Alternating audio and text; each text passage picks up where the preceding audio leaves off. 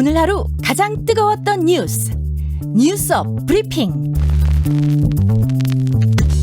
뉴스업 브리핑 김수민 평론가, 민동기 평론가, 어서 오세요. 안녕하십니까. 반갑습니다. 네, 자 김수민 평론가가 전해주시죠. 이재명 지사 출마 소식.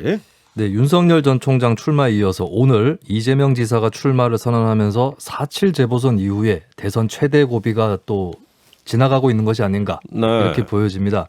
2022년 대선의 법칙도 하나 눈에 띄는데요. 네. 대선 주자에게는 국립현충원보다 더 빨리 다가가는 것이 있다. 그것은 네거티브다. 네거티브다. 이건 조금 걱정되는 얘기인데 좋습니다. 오늘 이재명 지사의 대선 출마 선언문 내용 소개해 주세요. 초입에 나왔던 이 표현이 중심 문장이었던 것 같습니다. 강자의 욕망을 절제시키고 약자의 삶을 보듬는 억강부약 정치로 모두 함께 잘 사는 대동세상을 향해 가야 합니다. 네. 억강부약 대동세상 이렇게 요약할 수 있을 것 같고요. 네. 예상대로 기본소득이라든지 기본주택 이런 기본정책이라고 할 수 있는 시리즈 얘기가 예상대로 나왔습니다. 근데 결국에 무기는 인생 역정, 자신의 캐릭터라든지 실적을 부각시키는 PR이었던 것 같아요. 네. 출마 선언 중에서 이런 문장이 있습니다. 강력한 추진력이 있어야 개혁 정책에 성공할 수 있다. 그러니까 본인이 적격이다. 어떤 정책이 옳다 그러다를 떠나서 본인이 그런 좋은 정책을 추진하는 데 있어서 적격이다. 네. 이런 것들을 좀 강조하려고 했던 것 같고 흑수저 비주류다. 그렇게 또 자신의 인생을 소개하기도 했고 네. 성남시장 경기도지사 3년 그리고 합쳐서 11년이죠. 네. 공약 이행률이 90%를 넘는다라는 네. 것을 또 강조하기도 했습니다. 근데 새로운 정책이나 기조가 나오지는 않은 것 같고요. 사실 따지고 보면은 어떤 대선 주자든 간에 뭐 윤 전 총장에 대해서도 구체적이지 않다라는 말이 나왔는데 네. 예전에도 그렇고 출마 선언에 그렇게 구체적인 게 나오거나 의외의 것이 딱 등장한다거나 이런 경우는 잘 없었던 것 같아요. 글쎄요. 이번에 대선의 출마 선언이 전반적으로 좀 잔잔해요. 네. 예, 뭔가 이렇게 지사적으로 막 그 활화상 같은 느낌이 안 들어요. 전반적인 공통점이 근데 그렇습니다. 기본적으로 한국 정치, 특히 양당 중심의 정치인데 예. 실점을 피하기 위한 네, 그런 쪽으로 전략을 많이 잡는 것 같아요. 예. 특히 최근에는. 근데 저는 이제 이재명 지사 이번에 대선 출마 선언문을 보면서요. 예. 2017년 대선 때는 그 이재명 지사가 재벌 같은 경우에는 막 이렇게 기득권으로 규정을 해버렸거든요. 네. 그래서 아예 그 기업보다는 사실 반기업 친노동이라고 이렇게 규정을 해도 좋을 정도로 네. 노동 쪽에 무게 중심이 가 있었는데 이번 대선 출마 선언문을 보면은 꼭 그렇지도 않습니다. 그러니까 공정에 대한 뭐 강조 이런 건 달라진 게 없고 기본소득 강조한 건 여전하지만 성장이라는 단어가 좀 예전에 비해서 많이 등장을 했고요. 네. 그리고 기업의 뭐 규제 합리화라든가 이런 단어들도 적잖게 등장을 했거든요. 예. 그러니까 상당 부분 좀 중도층을 염두에 둔 어떤 선언문이라는 성격이 좀 들더라고요. 그러니까 그 점이 좀 예전하고 달라진 네. 뭔가 우리가 좀 의미 있게 봐야 될 대목이네요. 네, 민동기 평론가 방금 짚어주신 대목을 조금 더 살펴보자면 이런 문장이 출마 선언에 들어가 있습니다. 저출생, 고령화, 실업, 입시 지옥 같은 모든 문제는 저성장에 의한 기회 빈곤이 주된 원인이다. 네. 그러니까 불평등이라든지 이런 것들을 주로 원인으로 잡아왔었던 것이 이제 진보 진영이라든지 이 지사의 화법이었었는데 예. 이제는 저성장으로 잡고 있다. 성장해야 한다라고 하는 것이죠. 예. 이게 어떻게 보면은 진보 진영에서 좀 더 레디칼한 쪽에서는 탈성장주의 얘기를 하고 있거든요. 네. 여기하고는 이제 확실히 다르다라고 하는 것이고 출마 선언에도 보면 생태, 기후 위기, 젠더 이런 신좌파적이라고 불리는 의제들은 거의 들어가 있지 않습니다. 네.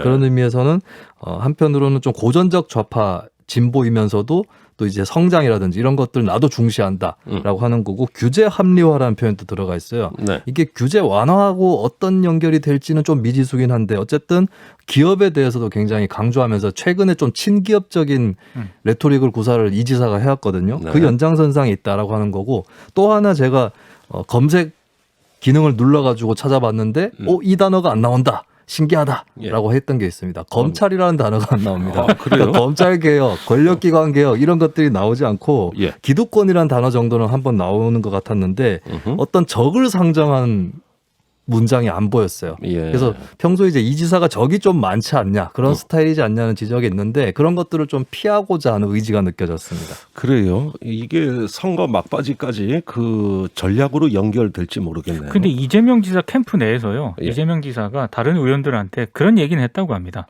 다른 후보들을 자극하지 마라. 그런 지침이 내려갔다라고 하거든요. 그래요? 아마 그런 것도 대선 이번에 출마 선언문에 어느 정도 좀 반영이 된 것 같습니다. 그래서 좀 잔잔하게 느껴지는 것 같습니다. 자, 그런데 오래전부터 논란이 되어왔던 점이 있죠. 형수에 대한 욕설 논란. 오늘도 이야기가 나왔고 이 지사가 사과까지 했네요. 네, 안 그래도 어제 국민의힘 김재원 최고위원이 경상도 사람 중에 이재명 지사만큼 욕을 찰지게 하는 분을 들어본 적이 없다 이런 언급을 여기서 한 적이 경상도는 있었습니다. 또 왜 나옵니까? 본인이 이제 김재원 최고위원도 경상도 출신이니까 예. 그런 말투로 욕을 하는 거 자기가 들어본 것 중에는 최고였다 뭐 이렇게 디스를 한 것이죠. 예. 이것이 이제 이런 네거티브는 준비되어 있다라고 하는 방증이 될 것 같고 안 그래도 예. 오늘 대선 경선 공명선거 실천 서약식 후보들이 다 같이 참석하는 자리에서 기자가 질문을 했습니다. 예. 그러니까 이제 부족함에 용서를 바란다라고 하면서 이재명 지사가 울먹이는 그런 모습을 보였고요. 네. 폭언한 것은 사실이고 잘못한 것인데 근데 그러면서도 그때로 돌아간다면 또 안 그런다는 보장이 없다. 그만큼 어머니가 많이 피해를 당했었다. 예. 좀 인간적인 것으로 알아주고 이해해달라 이런 뉘앙스의 얘기를 하기도 했습니다. 그래도 예. 과거에 비해서 좀 달라진 거는 과거에는 그 발언의 전후 맥락 이런 거를 이재명 지사가 굉장히 강조했거든요. 예. 그래서 그게 불가피했다 이런 쪽에 비중을 뒀는데 오늘 이제 울먹이면서 했던 얘기는 그 자체는 팩트였다라고 인정한 부분이 조금 달라진 태도였던 것 같습니다. 네. 그래요. 자, 이렇게 해서 민주당 대선 주자 9명이 질의응답을 받는 일명 프레스데이 행사 오늘 이제 벌어졌습니다. 어떤 쟁점들이 눈에 띕니까? 단일화 얘기 나왔는데요. 단일화. 이재명 지사에게 어떤 지리자가 친문 후보 단일화 어떻게 평가하냐라고 질문하니까 저도 가능하면 연대를 해보고 싶은데 잘 안 되긴 한다라고 대답을 했어요. 이거는 본인이 1등이라서 연대가 안 된다는 건데 예. 우회적으로 자랑한 게 아닌가 그렇게 보여지고요. 네. 그리고 이낙연 전 대표는 지지율 따라잡기 전략에 대한 질문을 받고 월드컵에도 보면 브라질이나 이탈리아가 초반에 고전하다가 우승하기도 한다. 이렇게 대답을 하기도 했습니다. 네. 그리고 한편으로 7월 4일에 3대1 면접 형식의 국민 면접이 예정돼 있는데 현재 이 면접관 중에서 경제민주주의 21의 김경률 회계사가 섭외가 돼 있는 상태거든요. 네. 이것을 두고 좀 당내에서 논란이 있고 방금 전에 이낙연 전 대표가 부정적인 그런 입장을 담아서 발표를 했습니다. 아니, 그 후보가 부정적이라도 당에서 추진하면 되는 거 아니에요? 제가 취재한 바로는 모 의원의 아이디어에서 시작이 돼서 예. 이 면접관에 김경률 회계사가 들어가게 됐는데 예. 근데 7월 4일까지 시간 또 많이 남았고 당내 반발이나 이런 것들이 어느 정도이냐에 따라서 이것이 결정이 될지 아니면 취소가 될지 예. 그 면접관이 취소가 될지 이것을 좀 제가 지켜봐야 될 것 들어오기 같습니다. 전에 인터넷 커뮤니티라든가 예. 페이스북 그리고 댓글 여론들을 좀 봤는데 예. 굉장히 안 좋더군요. 아, 그래요. 네. 만약에 이런 일이 벌어지면은 카메라가 후보한테 가는 게 아니라 면접관한테. 예, 그리로 오히려 저 카메라가 갈 것 같아요. 네. 예, 아주 기현상이 벌어질 뻔했습니다. 두 번째 소식으로 넘어가죠. 민동기 평론가. 윤석열 전 검찰총장 부인 김건희 씨 인터뷰 후폭풍이 굉장히 거센데요. 아, 그러니까 이거 어제도 소개해드렸는데 네. 지금 이 인터뷰가 오늘까지도 오히려 논란이 더 커진 것 같죠? 논란이 점점 확산이 되는 분위기입니다. 네. 왜 논란이 확산이 되고 있냐면요. 예. 이른바 그 시중에 떠도는 소문으로는 굉장히 많이 이 내용이 퍼졌었거든요. 네. 저도 이제 사석에서 뭐 이런 얘기가 있다더라 이런 얘기 굉장히 많이 했었는데 그 사석 어떤 사석입니까? 뭐 이렇게 방송이 아니라 예. 뭐 밥을 먹는다던가 아, 예. 뭐 커피를 한 잔 같은 마신다던가. 언론인들끼리. 네. 바둑의 사석은 아니겠죠. 예. 김종대 MC가 좋아하는 바둑에서 사석이 있습니다. 그런 자리에서 그냥 지나가는 말로 농담식으로 한 얘기로 유통이 됐었거든요. 예. 근데 이걸 본인이 음. 기자가 묻지도 않았는데 어. 먼저 지금 얘기를 꺼낸 겁니다. 그러게 말이에요. 그래서 사실은 기자들도 뭐 사석에서 나눈 대화 내용을 보면은 워낙에 이게 사적인 영역인데다가 네. 내용 자체도 굉장히 좀 부적절한 그런 내용이 많아가지고요. 글쎄 말입니다. 이거를 공식화하는 데는 상당히 좀 부담을 느꼈었거든요. 아, 저도 어제 방송할 때 다 읽을 수가 없더라고요. 그렇습니다. 그래서 대충 뭉쳐서 그냥 얘기했는데. 그런데 이걸 본인이 먼저 인터뷰를 통해서 공식화함으로써 예. 기다렸다는 듯이 기성 언론들이 너나 할 것 없이 이건 뭐 언론들이 표현을 했기 때문에 제가 이거 웬떡이냐 싶겠어요. 몇 가지 단어만 잠깐 소개를 해드리면 예. 유흥업소, 호스티스, 동거 이런 단어들이 거침없이 사용이 되면서 인터뷰 내용이 보도가 됐고요. 예. 홍준표 의원이라든가 어제 정미경 국민의힘 최고위원도 뉴스업에서 인터뷰를 하지 않았습니까? 그렇습니다. 응대하지 말아야 하는데 왜 응대했을까? 굉장히 패착이다라는 취지의 어떤 그런 내용들이 좀 많이 나왔습니다. 패착이라는 말은 어제는 안 나왔는데 네. 예, 응대하지 말아야 된다 이렇게 얘기합니다. 그렇습니다. 네. 사실 근데 정치권에서요, 이 비슷한 우려는 지속적으로 오래전부터 제기가 되었습니다. 그 미국의 조지 레이크프 교수의 아주 유명한 책 있지 않습니까? 예. 코끼리는 생각하지 마. 이게 프레임 어떤 개념의 교과서와도 같은 그런 책인데 예. 코끼리를 생각하지 말라고 하면 더 생각하게 된다는 게 이 책의 내용의 핵심이거든요. 예. 마찬가지로 이제 어떤 그런 내용들이 비공식적으로 유통이 됐을 때 기자가 먼저 질문을 하더라도 그 페이스에 말려들면 안 되는 게 어떤 기본인데 예. 언급도 하기 전에 본인이 먼저 이 얘기를 꺼냄으로써 논란이 굉장히 확산된 측면이 큽니다. 아, 그래요?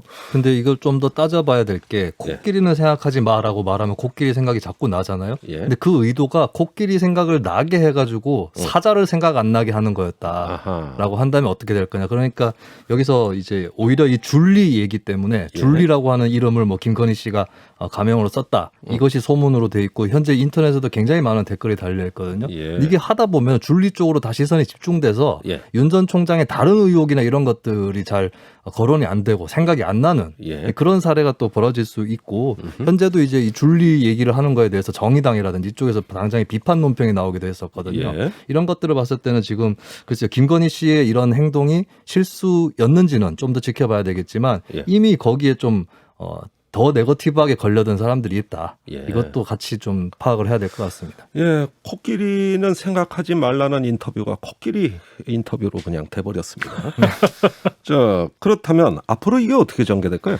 제가 봤을 때 투트랙으로 전개될 가능성이 있는 것 같습니다. 일단 본인이 먼저 이 얘기를 꺼냈기 때문에 언론들이 아마 추가적인 어떤 그런 해명이라든가 의혹을 제기할 가능성이 있고요. 예. 물론 이제 이렇게 가면은 네거티브 방식으로 지금 진행될 가능성이 높고 이제 다른 한 축은 김건희 씨와 관련해서 이미 뉴스타파 등이 보도한 그 제기한 의혹들이 있거든요. 네. 이를테면 김건희 씨가 대표로 있는 전시기획사 코바나 컨텐츠가 윤 전 총장이 검찰총장으로 취임한 이후에 기업 등으로부터 뇌물성 협찬을 받았다. 예. 이런 의혹이 이미 제기가 됐고요. 예.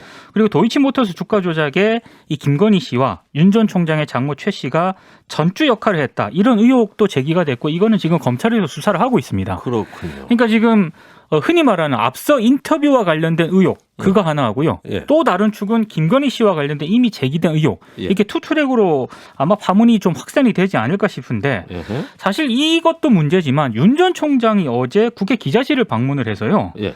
관련 내용을 또 기자들이 물었습니다. 예. 근데 물었는데 그 인터뷰를 내용을 몰랐다라고 지금 얘기를 했거든요. 예, 못 봤다 그랬죠. 못 봤다라고 네. 얘기를 했는데 근데 예. 정말 액면 그대로 못 봤다라고 한다면은 저는 그 자체로 상당히 좀 심각한 문제라고 생각을 합니다. 예.